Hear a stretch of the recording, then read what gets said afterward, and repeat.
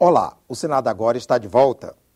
A Comissão de Constituição e Justiça sabatinou nesta terça-feira o advogado Luiz Edson Fachin, indicado para o cargo de ministro do Supremo Tribunal Federal.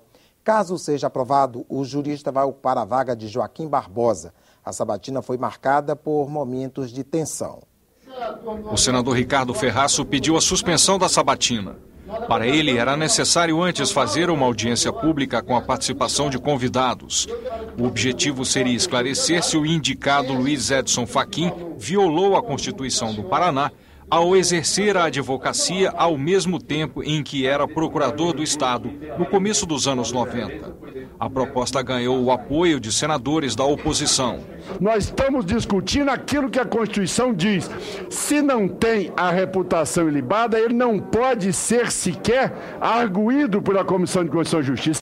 O presidente em exercício da comissão, o senador José Pimentel, disse que a questão de ordem levantada pelo senador Ferraço foi rejeitada na reunião anterior. Então Ferraço pediu que a realização da audiência fosse decidida por todos os integrantes da comissão. A proposta foi rejeitada. Em seguida, Fachin foi chamado. Quando falava de sua trajetória, emocionou-se ao lembrar da infância na lavoura no Rio Grande do Sul. Na minha alma sempre falou alta a lembrança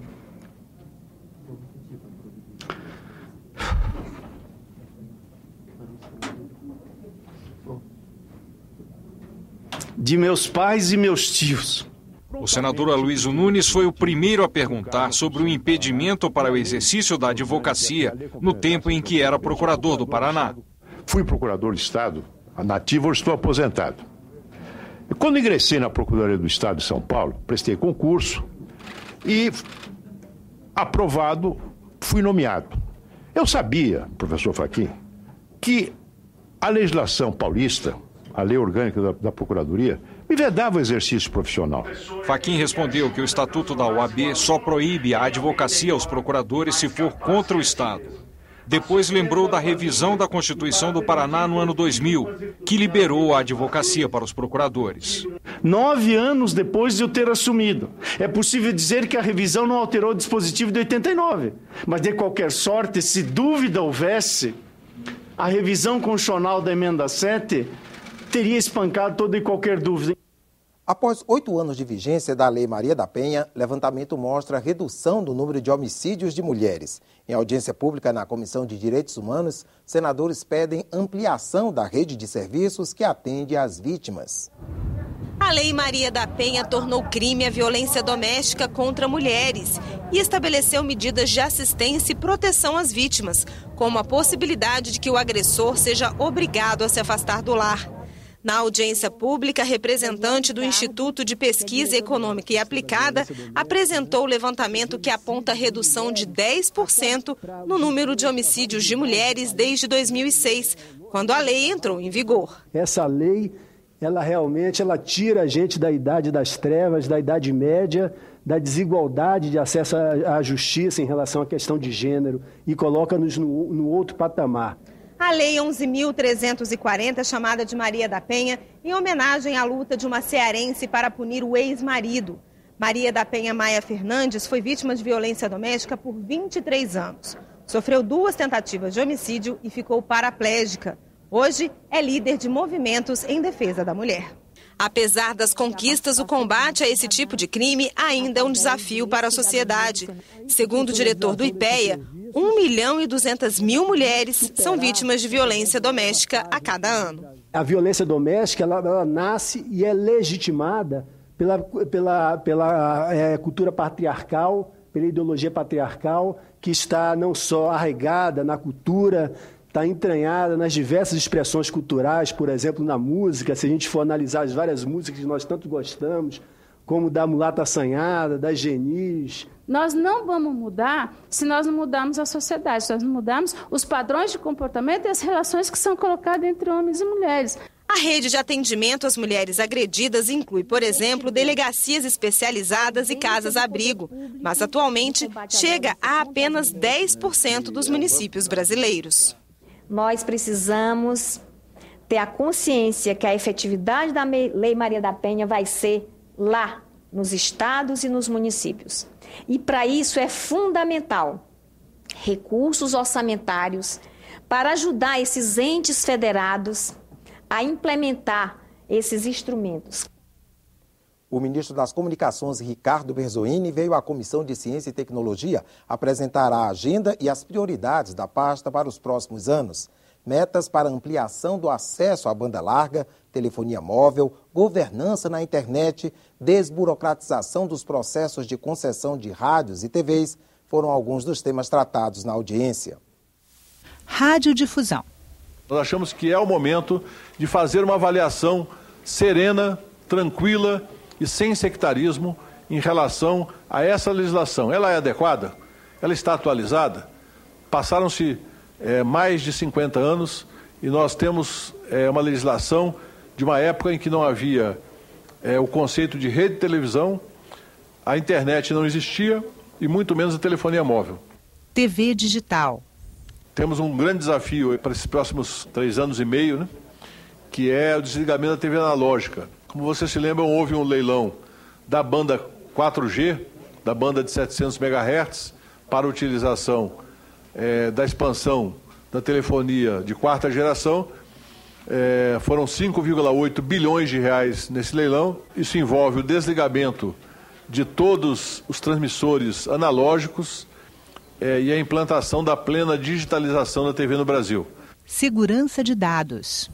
O Marco Civil da Internet, como nós falamos, foi aprovado, está em fase de regulamentação, uma fase em que nós entendemos que ela é decisiva para que ele tenha efetividade e que ele possa, complementarmente com outras normas infralegais, assegurar que a internet seja um espaço seguro, no limite das suas possibilidades de segurança, que seja um espaço democrático, que seja um espaço onde a sua utilização seja assegurada a maior parcela possível da sociedade, incluindo pessoas físicas e jurídicas.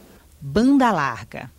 Nosso programa Banda Larga para Todos tem como meta principal levar a banda larga para pelo menos 95% da população até 2018 a um custo acessível, um custo que seja comparável com a renda média do brasileiro.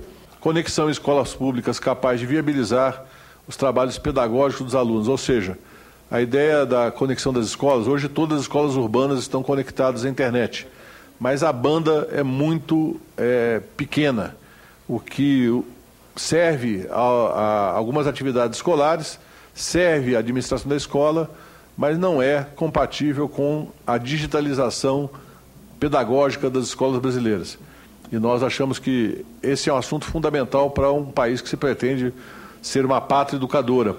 A Comissão de Meio Ambiente, Defesa do Consumidor, Fiscalização e Controle aprovou um requerimento de audiência pública para discutir os arranjos de pagamento por serviços ambientais. O pagamento por serviços ambientais é um dos mecanismos previstos pelo novo Código Florestal Brasileiro para a preservação das florestas e matas ciliares. Serviços ambientais são processos naturais dos ecossistemas necessários para a ocorrência de vida no planeta e de processos produtivos, como, por exemplo, a agricultura. O serviço ambiental é realizado pelo próprio ecossistema, mas o papel do ser humano é parte da tarefa. Hoje em dia é possível atribuir um valor econômico a atividades de recuperação de áreas degradadas, matas ciliares ou rios poluídos, por exemplo, e remunerar os responsáveis por esse trabalho. Alguns estados já implantaram o pagamento por serviços ambientais, graças a leis estaduais. Em 2010, o programa Ecosenado mostrou as experiências do Espírito Santo e do Distrito Federal, situações que devem servir de referência para a difusão da prática em todo o país. O requerimento aprovado na Comissão de Meio Ambiente estabelece que pesquisadores, representantes de organizações não governamentais, da Agência Nacional das Águas e dos Ministérios da Agricultura e do Meio Ambiente serão convidados para a audiência pública. Uma floresta em pé não é só madeira. Ela tem oxigênio, ela tem água, ela protege o solo e uma série de benefícios que nós podemos ter decorrente da floresta em pé, que é a biodiversidade.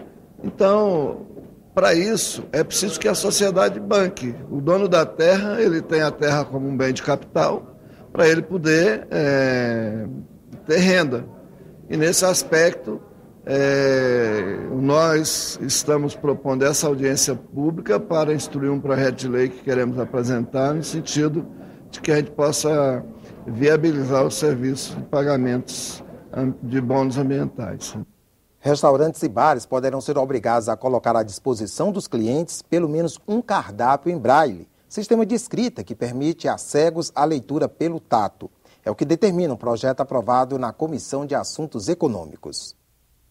Claro que tem um custo você ter que fazer o cardápio com o método Braille, mas eu acho que ele representa realmente uma inclusão de um contingente muito grande, 3,5% da população, ou seja, 6.500.000 pessoas, né? Com a dificuldade visual. Os estabelecimentos que descumprirem a medida estarão sujeitos a multa de R$ 100. A matéria segue para votação em plenário. Um livro de aço com os nomes de homens e mulheres que se destacaram na luta pelo país. A Comissão de Educação aprovou esta manhã uma mudança no processo de inscrição do livro Heróis da Pátria. Os senadores também aprovaram a inclusão de Leonel Brizola na homenagem. Leonel Brizola é até hoje o único político a ser eleito governador de 2 estados diferentes, o Rio Grande do Sul e o Rio de Janeiro. Os senadores lembraram o talento que ele tinha como orador e o grande destaque que o político deu à educação. Brizola lutou pela democracia e se exilou no Uruguai durante a ditadura militar, voltando ao Brasil depois da lei da anistia. Pelas regras atuais, são necessários 50 anos da morte para que uma pessoa seja incluída no livro de Heróis da Pátria, mas o projeto aprovado na comissão reduz o prazo para 10 anos. A mudança tornou possível a inscrição de Leonel Brizola, que morreu em 2004. Num país jovem como o Brasil, 10 anos, uma década, esperar 50 anos para você fazer esse reconhecimento, acho que aí está a engenhosa criação do deputado Vieira da Cunha. A proposta ainda vai para análise do plenário do Senado. O Senado agora volta a qualquer momento com outras notícias. E se você quiser receber informações da programação da TV Senado, se inscreva no nosso canal do YouTube. Acesse youtube.com/TV Senado. Até a próxima.